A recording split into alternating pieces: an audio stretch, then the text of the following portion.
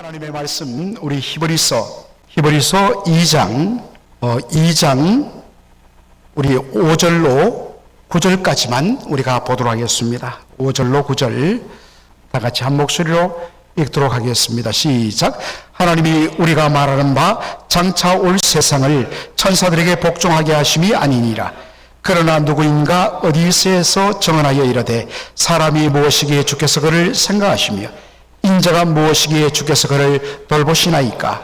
그를 잠시 동안 천사보다 못하게 하시며 영광과 존귀로 관을 씌우시며 만물을 그 발 아래 복종하게 하셨느니라 하셨으니 만물로 그에게 복종하게 하셨은즉 복종하지 않은 것이 하나도 없어야 하겠으나 지금 우리가 만물이 아직 그에게 복종하고 있는 것을 보지 못하고 오직 우리가 천사들보다 잠시 동안 못하게 하심을 입은 자 곧 죽음의 고난받으심으로 말미암아 영광과 존귀로 관을 서신 예수를 보니 이를 행하심은 하나님의 은혜로 말미암아 모든 사람을 위하여 죽음을 맛보려 하심이라. 아멘.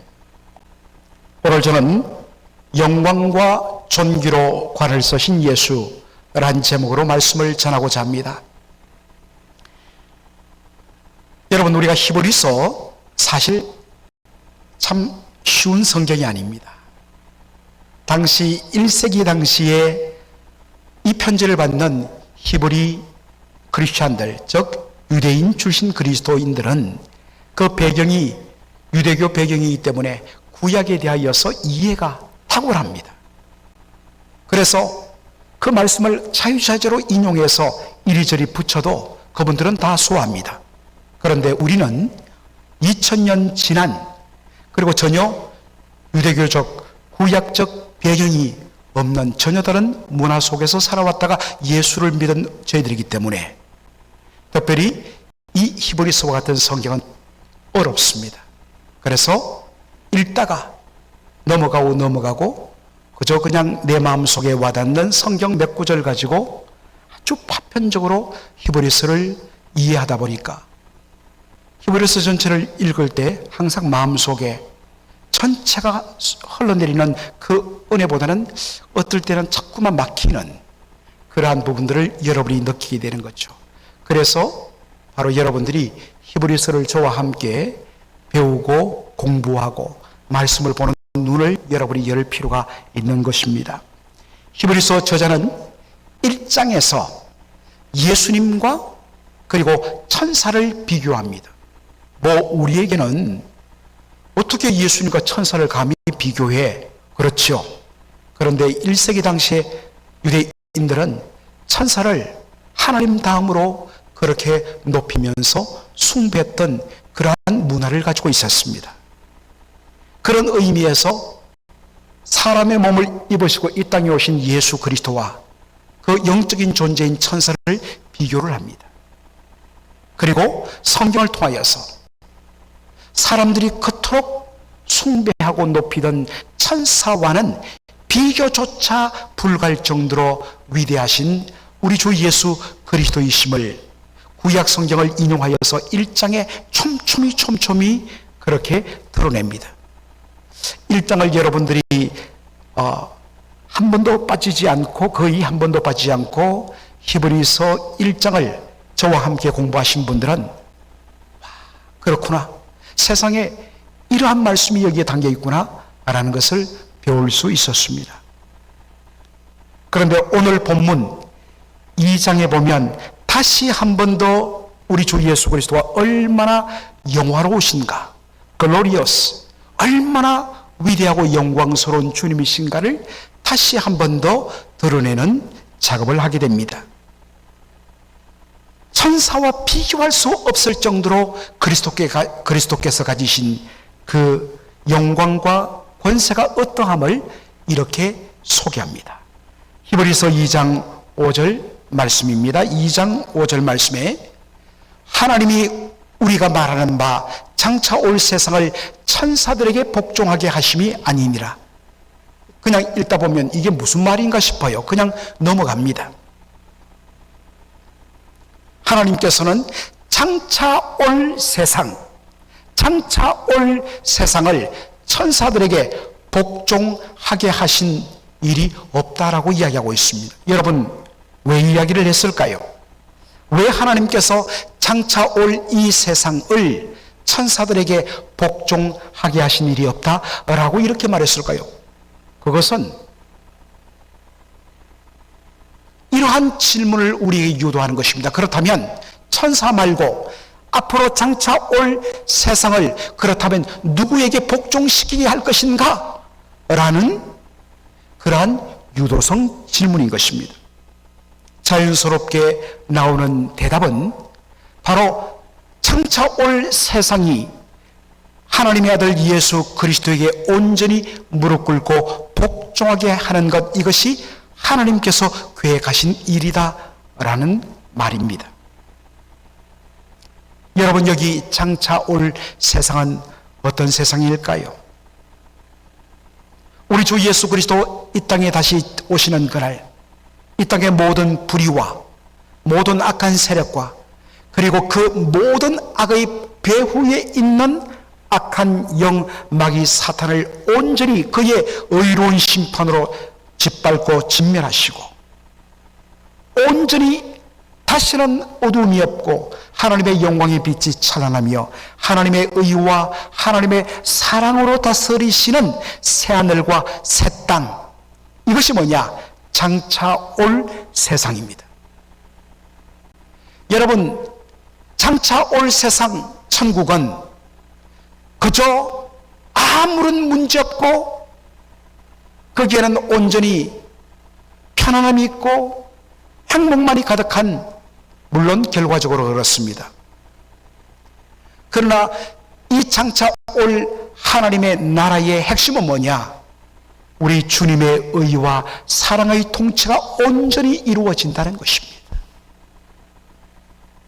새하늘과 새 땅이 펼쳐지면서 우리의 심령도 완전히 새롭게 변화되어서 서로를 향하여서 시기하고 질투하고 빼앗고 미워하고 눈을 길고 이런 일 없이 온전히 그리스도의 아름다운 의와 사랑과 그 자비로운 인격과 성품으로 온전히 우리를 새롭게 완전히 변화시켜 주시기 때문에 우리 주님께서 의와 사랑으로 이끄시고 다스리는 대로 우리는 온전히 그 안에서 기뻐하며 즐거워하며 서로를 축복하며 서로를 세워주며, 그래서 천국이 온전히 이루어진다는 것입니다. 이것이 장차 올 세상인 줄로 믿습니다. 그때가 되면 모든 만물이 그분의 주권 앞에 바로 엎드려 복종하게 됩니다. 이것이 장차 임할 하나님 나라 천국의 모습입니다. 우리는 천국 하면 자꾸만 어떤 저 하늘 저편에 있는 공간으로 생각하는데, 바로 하나님께서, 하나님의 아들 예수 그리스도께서 왕이 되셔서 그분이 다스리는 나라, 이게 뭐냐? 천국 하나님 나라인 줄로 믿습니다. 자, 그렇다면 왜 하나님께서 장차 올 세상이 예수 그리스도의 발 앞에 엎드려 복종하도록 만드셨을까? 그것은 하나님의 아들 예수께서 하늘 영광 버리시고 자기를 낮추어서 이 땅에 오셔서 온전히 아버지의 기뻐하시는 뜻을 온전히 이루시며 순종하셨기 때문에 그 아들을 지극히 높여서 그와 같은 영광과 존귀를 주셨다는 것입니다.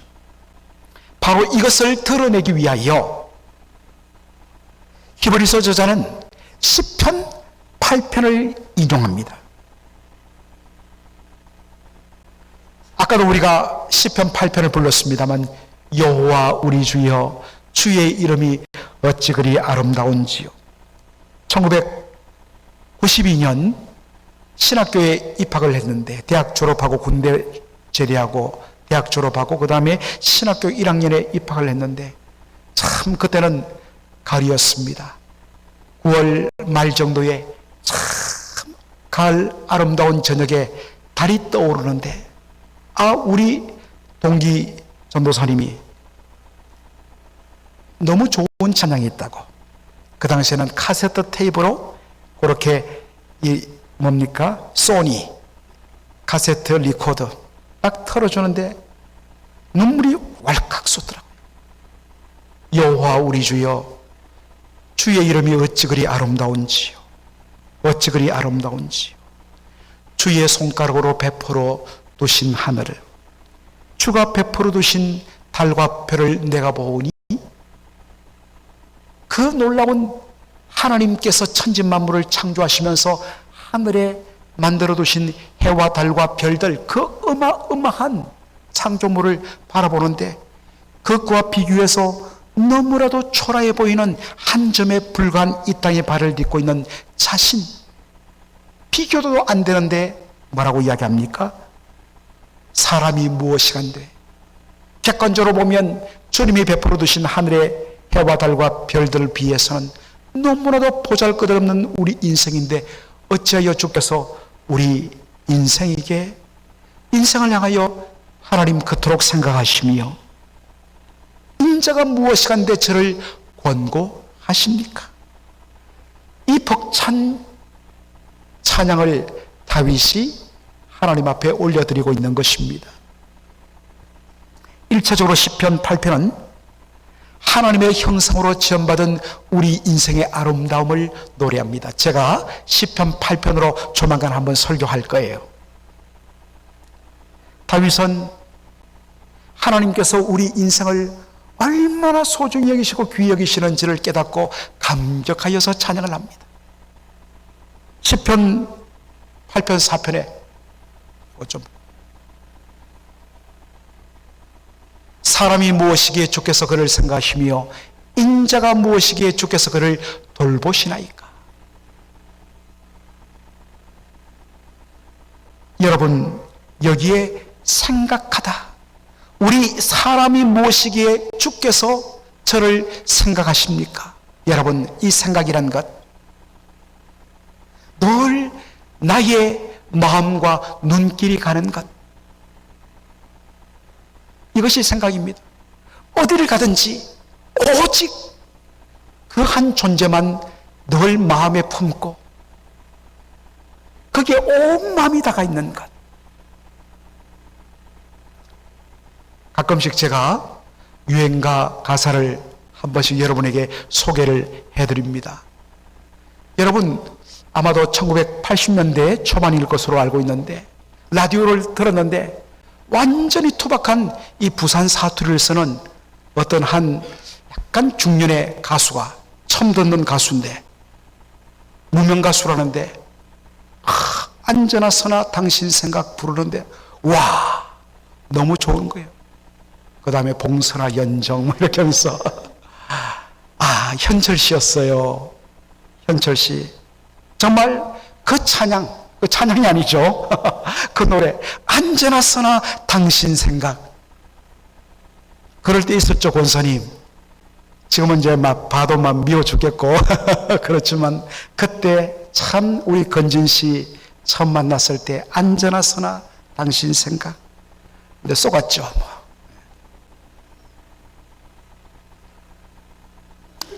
여러분, 이것이 어떤 의미에서는 한 연인이 자신의 사랑하는 사람을 향하여서 언제나 서나 당신 생각, 그 생각은 진실한 겁니다. 물론 우리 인생의 한계 때문에 시간이 지나면서 이것이 무뎌지고 약해지지만 그때 그 순간만은 진실한데 우리 하나님은 뭡니까? 언제나 서나 우리 생각입니다. 하나님은 불변하신 분이세요. 그래서 지금도 우리가 좀 못나도 부족해도 여전히 하나님은 우리 생각을 하고 계시는 것입니다.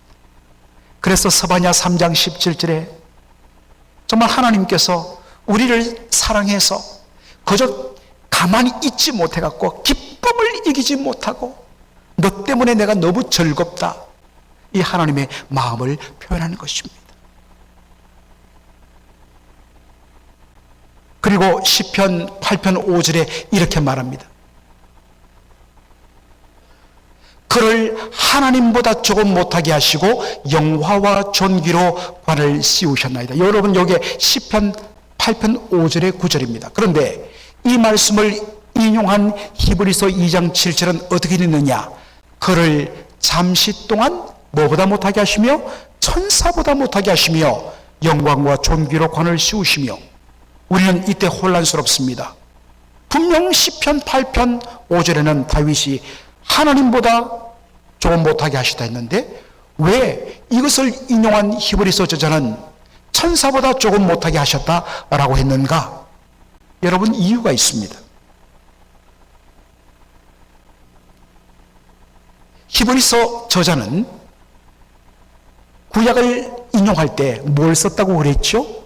히브리어 구약 성경을 인용한 것이 아니라 바로 히브리어를 할 줄 모르는 바로 헬라 지역에서 태어나고 자란 바로 이민자 후손들을 위하여 번역된 성경, 헬라어 구약 성경 72인역이라고 그랬습니다. 셉투아진트라는 72인역을 썼는데, 그 70인역에 보면 하나님으로 되어 있지 않고 천사라고 번역이 되어 있습니다.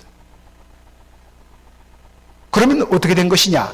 자, 여러분, 하나님이라고 시편 8편 5절에 나오는 히브리어 단어는 엘로힘입니다. 이 엘로힘은 두 가지로 쓰입니다. 첫째는 문자거래 God, 하나님으로 번역이 됩니다. 그리고 또한 의미가 있는데, 여기에는 천상의 존재, 여러분, 바로 하늘의 존재, 누구를 가리킵니까? 천사를 가리킵니다. 천사를 가리킬 때도 엘로힘이라는 단어를 씁니다. 이해되시죠? 그래서 히브리어를 헬라어로 구약 성경을 번역한 이 72인역 번역자들은 바로 이 엘로힘이라는 단어를 천사라는 의미로, 앙겔로스로 그렇게 헬라어로 번역을 했던 것입니다.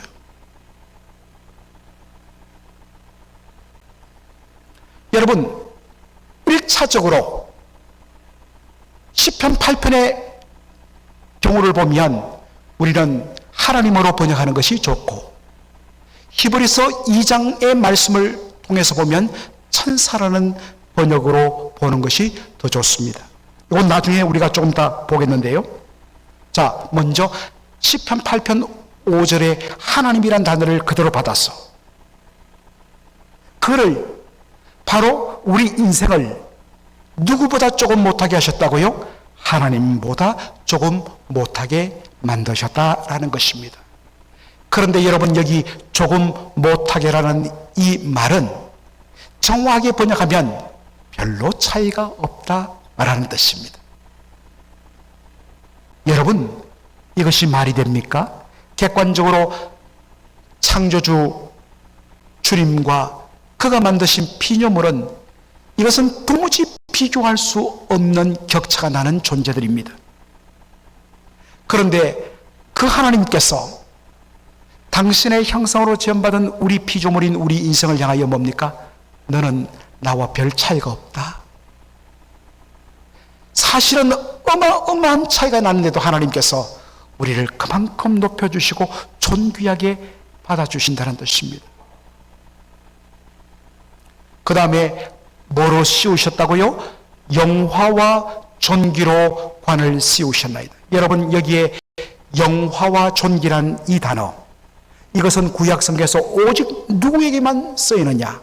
하나님께만 돌려지는 신적인 용어입니다. 사람에게는 쓸 수가 없습니다. 그런데 하나님께서 어떻게 하셨다고요? 영화와 존귀로 관을 씌우셨다. 직접 무슨 크라운을, 관을 씌운 것이 아니라 그만큼 영광스럽게 했다, 존귀하게 했다라는 의미입니다. 이것은 하나님께서 우리 인생을 얼마나 존귀하게 보시는가 하는 것들을 보여주는 증거입니다. 그러므로 사랑하는 성도 여러분, 제가 한번 이 부분을 더 자세하게 주일 설교에서 한번 말씀드린다고 했는데, 이 말씀에 근거해서 여러분 자신을 봐야 돼요. 자기 자신만을 사랑하고 이기적인 사랑을 해서는 안 됩니다만은, 하나님의 관점에서 내가 어떤 존재인가 대한 바로 자존감, 자기를 존귀하게 여기고 자기를 축복하고 자기를 소중히 여기는 마음을 여러분 스스로 회복해야 됩니다. 나는 왜 이렇게 못났어? 나는 왜 이렇게 형편이 힘들어? 스스로 자기를 부인하고 무너뜨리는 사람들이 많아요. 그렇지 않습니다. 여러분, 하나님의 관점으로 여러분을 바라보시기 바랍니다. 얼마나 존귀한지 몰라요. 남들 보기에는 조금 부족할지 몰라요. 그런데 하나님 말합니다. 무슨 소리냐? 너는 나에게 최고의 아들이야. 너는 나에게 최고 딸이야. 그런 소리 마라. 여러분, 이 하나님의 이 놀라운 감동과 음성을 듣는 저와 여러분 되기를 원합니다. 바로 이것이 진정한 성경적인 의미의 셀프 이스팀, 자기 바로 존귀하게 여기는 마음입니다. 동시에 하나님의 눈으로 나를 그렇게 귀하게 여기고 내가 얼마나 소중한 존재인가를 알았다면 어떻게 됩니까? 바로 옆에 있는 한 사람 한 사람이 얼마나 존귀한 존재인가. 좀 부족하고 좀 덜 배웠고 좀 못 살아도 하나님 보시기에 너무나 소중한 존재이다. 하나님의 눈으로 소중하게 여기고 여러분 축복해야 하는 것입니다. 이것을 우리가 회복해야 돼요. 시편 8편은 1차적으로 그러한 의미로 하나님의 형상으로 지음받은 우리 인생이 얼마나 존귀한가. 그리고 여기에는 다 인용이 되어 있지 않습니다만 바로 6절, 7절, 8절 보면 하나님께서 하나님의 형상으로 지음받은 우리 인생들에게 뭘 맡기셨느냐. 하나님께서 만드신 바로 이 온 우주 만물을 하나님을 대신하여 다스리는 청지기의 놀라운 사명, 또한 왕같은 권세를 주셨음을 그렇게 말하고 있습니다. 자, 그런데 이 시편 8편의 말씀에는 또 하나의 의미가 더 담겨 있다는 것입니다. 그것이 히브리서 저자의 바로 설명입니다. 1차적으로는 하나님의 형상으로 지음받은 우리 인생의 존귀함을 이야기하는 말씀인가 동시에 2차적으로는 장차 오실 하나님의 아들 예수 그리스도, 사람의 몸을 입고 이 땅에 오셔서 바로 하나님의 뜻을 위하여 살아가시는 예수 그리스도에 향한 바로 예언의 말씀이라고 보는 것입니다. 바로 그런 관점에서 히브리서 저자는 시편 8편을 접근합니다. 자, 다시 한 번 더 히브리서 2장 7절을 보면요, 뭐라고 되어 있습니까? 그를 잠시 동안 천사보다 못하게 하시며 영광과 존귀로 관을 씌우시며. 1차적으로 원래 여기에 그는 하나님의 형상으로 지음받은 우리 사람 한 사람을 뜻합니다. 그러나 히브리서 저자는 여기에 그는 또 하나의 의미가 있는데 바로 오실 메시아 예수 그리스도를 가리킨다고 봅니다. 그를 잠시 동안 누구보다 못하게 하셨다고요? 천사보다 못하게 하셨다라고 되어 있습니다. 여러분, 이게 무슨 말일까요? 천사는 하늘에 속한 영적인 존재입니다. 그런데 예수님은 말씀이 육신이 되어 우리 가운데 거하시는 저와 여러분과 똑같은 몸을 가지신 인간으로 사람의 모습으로 오신 분이십니다. 그래서 객관적으로는 정말 하늘에 속한 영적인 존재인 천사보다 어떻습니까? 하나님의 아들이신데도 우리 인생과 똑같은 사람의 몸과 혈육을 가지고 이 땅에 왔기 때문에 잠시 동안 누구보다 못하게 되셨다고요? 천사보다 못하게 그렇게 잠시 동안 보여셨다는 것입니다.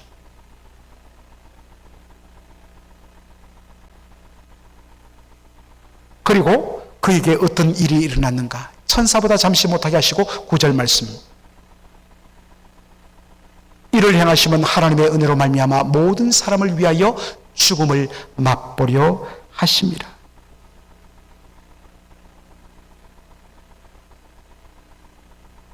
예수님께서 사람의 몸을 입고 이 땅에 오셔서 하늘에 속한 영적 존재인 천사보다 못한 존재로 보이실 뿐만 아니라 심지어 뭡니까? 모든 사람을 위하여 죽음을 맛보시는, 어디 있어요? 십자가에 있어요.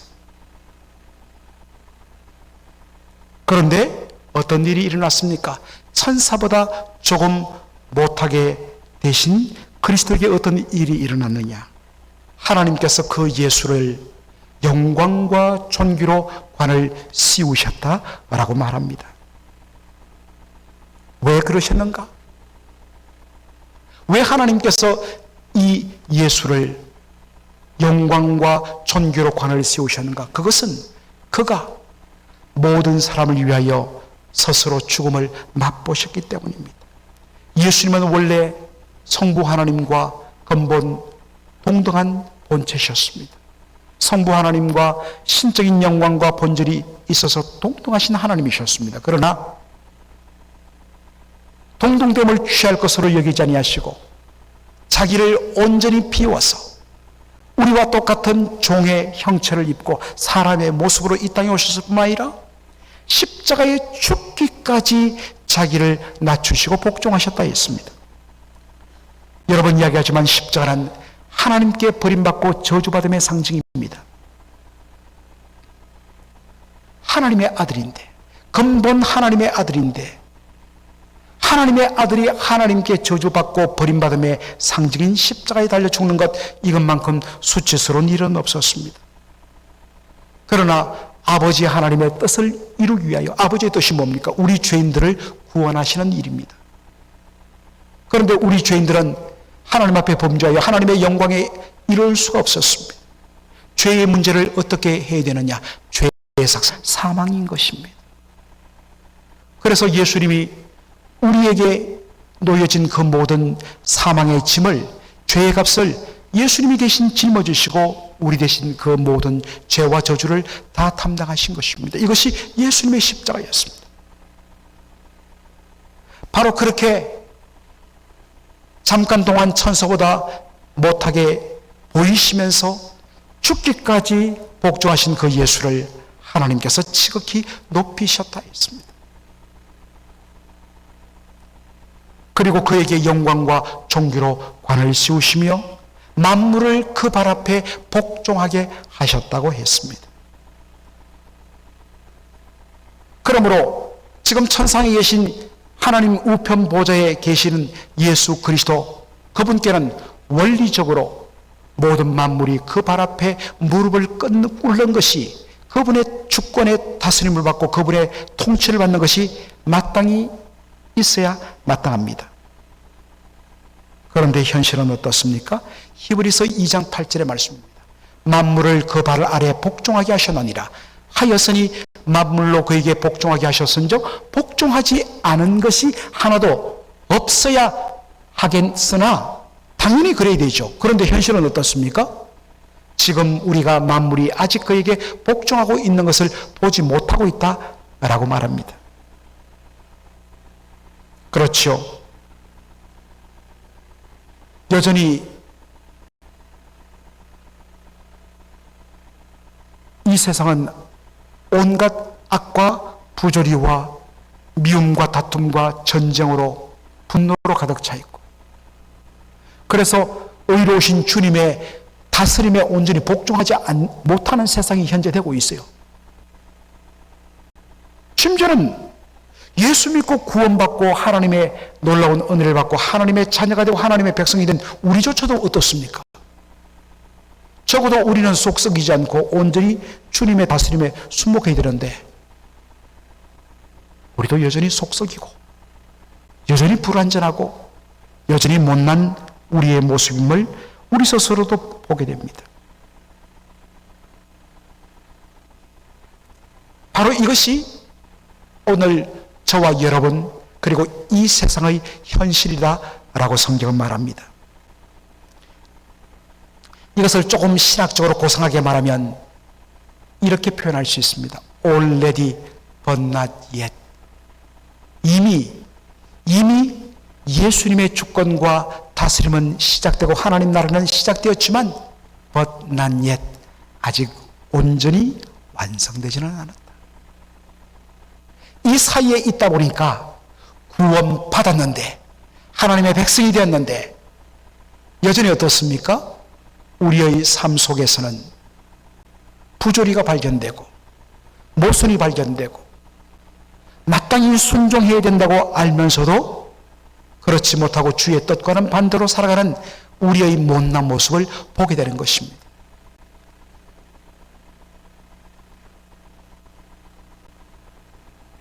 그러나 여러분, 반드시 모든 만물이 완전히 그리스도의 의로우신 주권 앞에 무릎을 꿇고 모든 불의가 심판을 받고 모든 세상이 새롭게 될 장차 올 세상이 반드시 온다는 것입니다. 그때가 되면 문자 그대로 온전히 만왕의 왕 만주의 주가 되신 영광과 존귀로 관을 서신 만왕의 왕 만주의 주가 되신 예수 그리스도 앞에 모든 만물이 온전히 무릎을 꿇게 될 것입니다. 온전히 그분의 사랑의 통치 앞에 완전히 다 항복하게 될 것입니다.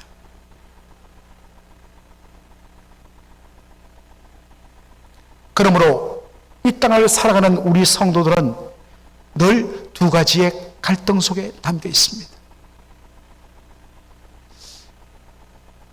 내가 진짜 구원을 받고 하나님의 자녀가 되었는데 왜 내가 요 모양 요 꼴일까? 왜 내가 온전히 순종하지 못할까? 왜 내가 온전히 이렇게 용서하지 못할까? 왜 이렇게 사랑하지 못할까? 여전히 왜 내 마음속에 이런 미움과 다툼이 있을까? 여러분, 그것 때문에 나는 구원받지 못했는갑다가 아니라 구원받았는데 아직 온전히 내 마음속에 온전히 주의 다스림이 나타나지 않아서 그렇습니다. 반드시 우리 주 예수 그리스도 오시는 그날 우리 개인 한 사람 한 사람이 변화되게 될 것입니다. 그리고 우리 주 예수 그리스도 오시는 그날 이 땅의 모든 다툼과 분쟁과 미움과 적대감은 사라지고 그 배후에 역사하는 모든 불의한 악한 마귀 사단의 세력들은 온전히 주 예수에 의해서 진멸되게 될 것입니다. 여러분, 그러므로 우리가 주의할 것은 어차피 우리 주님 오시면 다 해결되는데 그때까지 그냥 뭐 이래도 안 되고 저래도 안 되니까 그냥 막 살아도 됐네. 그럴 수 없습니다. 어떤 면에서는 안 될 것 알면서 힘을 다해서 우리는 살아야 됩니다. 왜요? 바로 그 예수 그리스도의 다스림 아래 놓인 구원받은 백성이기 때문입니다. 그런데 현실적으로 넘어지죠? 지치죠? 그럴 때 비로소 우리는 뭐라고 해야 되느냐? 아멘 주 예수여 어서 오시옵소서라고 오실 주님을 고대하고 사모해야 되는 줄로 믿습니다. 오늘도 이 은혜 가운데 굳건히 서고 흔들리지 않고 영광과 존귀로 관을 서신 예수를 바라보는 저와 여러분 되기를 주의 이름으로 축원합니다. 아멘. 살아계신 우리 아버지 하나님, 참으로 이 귀한 말씀인데 이 종이 한계가 많아서 이 말씀에 그 놀라운 진리를 온전히 다 제대로 드러내지 못하는 너무나 안타까움이 있습니다. 그러나 우리 성령께서 이 말씀의 의미들을 깨닫게 하여 주셨사오매 하나님 아버지 주께서 더 깊이 이 말씀의 은혜 가운데 잠기하여 주시고 더 깊은 깨달음을 주셔서 온전히 영광과 존귀로 관을 서신 예수께 무릎을 꿇는 저희들의 삶이 되게 하여 주옵소서. 지금은 온전히 복종하는 일이 완성되지 못했지만은 장차 우리 주 예수 그리스도 다시 오시는 그날 그 모든 것이 온전히 이루어질 줄 믿고 믿음으로 이 땅을 살아가는 저희들 되게 하여 주시옵소서. 예수님의 이름으로 기도합나이다. 아멘.